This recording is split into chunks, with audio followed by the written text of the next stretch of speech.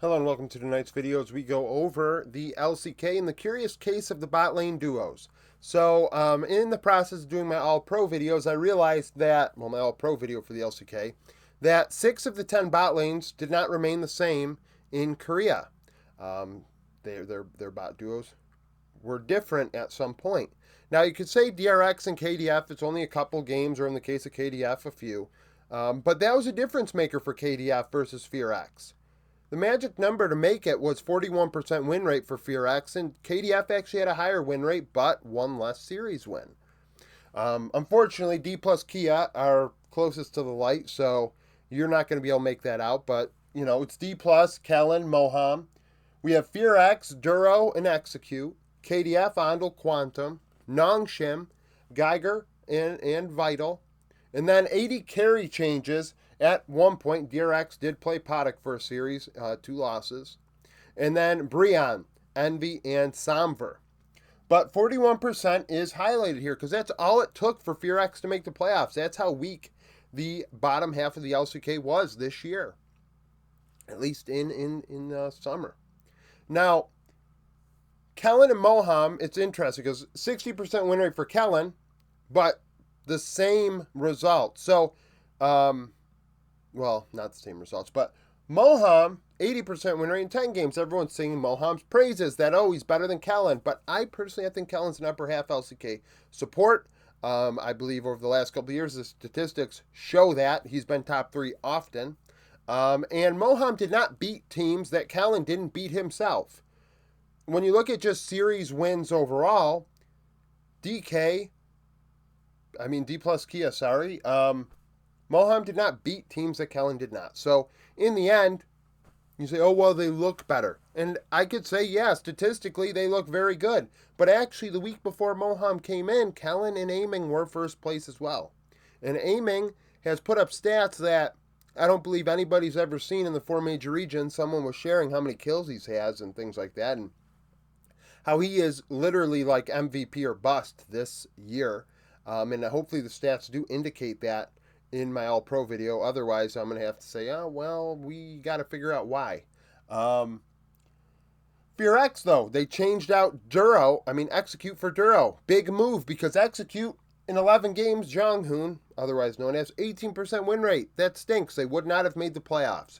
Went with Duro, went 15 and 15 down the stretch. Raptor and Clear played better as well, and they got in the playoffs. And that's the difference.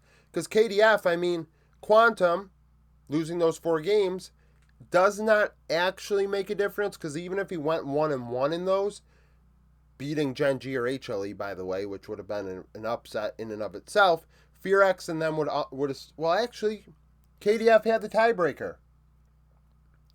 If KDF take one of those series with Quantum in the lineup, they make the playoffs. So if they kept Ondel with a 53% win rate, who knows what would have happened.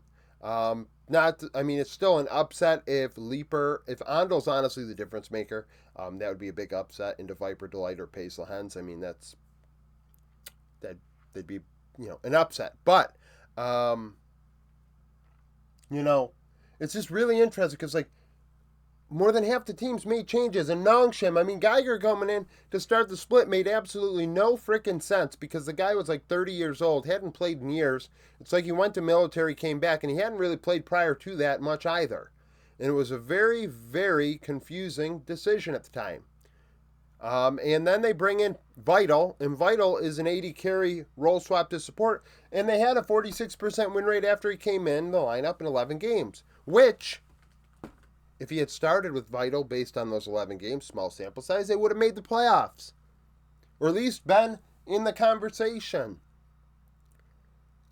Just something interesting to think about, really. And maybe you could say other changes with Nongshim helped. Melee in top lane, or Miley in top lane instead of Din Din. I do think that's a weird situation in and of itself. Now with DRX and Bro, they made 80 carry changes, more so Bro than DRX. Teddy may have had the craps or something. But these teams are not making the playoffs either way. Teddy and Playato were the strongest part of DRX.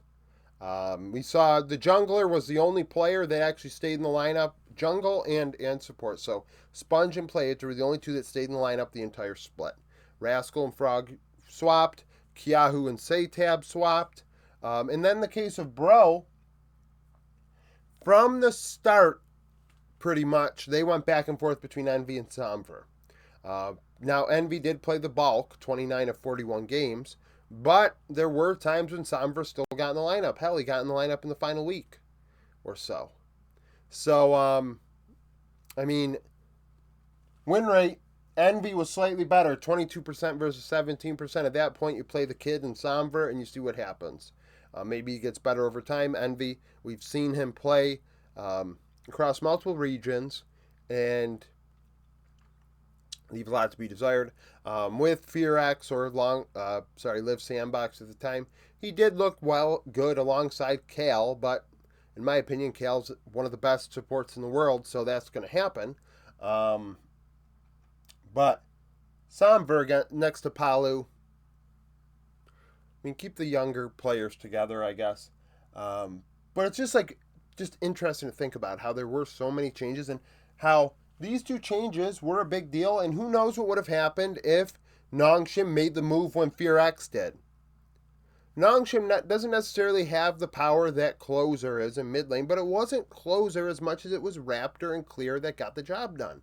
So could one of the Nongshim top laners, so Miley or Dindin and Sylvie, done that?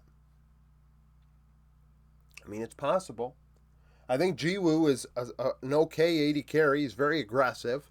And I think Henna is whatever. I don't think Henna's got much more potential where Jiwoo, I think, did. It's just really interesting when I was going through my stats and I'm like, oh crap, I'm not going to be able to get this video up today. I got to break down all these numbers here. And let's go over why it's a mess. And just the interesting situation of it all, in and of it all, because you think about it, what other region are we seeing an in-split majority of teams make roster changes? Like, that's something. So, and also, think about it, sorry for the European and Fnatic fans, with all this movement at support, what does that say for a player like June?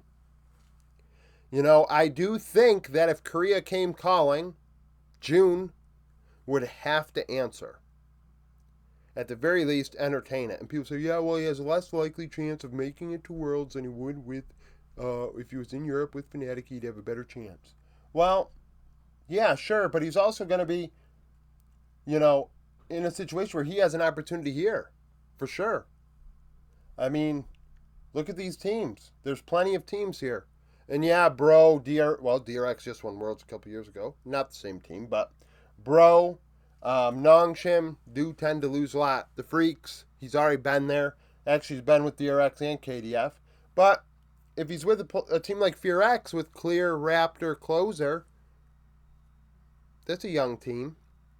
Maybe add a different AD carry alongside him. Who knows what happens, right? D+, he's looked very good. Do D+ go with June? What does that look like? Just something to think about. Comment down below with if you believe these roster changes made a difference in how the standings turned out, especially with these two. Thank you for watching. If you like the video, like it. Subscribe to the channel for daily League of Legends content. Follow me on Twitter, join the Discord, become a YouTube supporter, and hope to see you again tomorrow.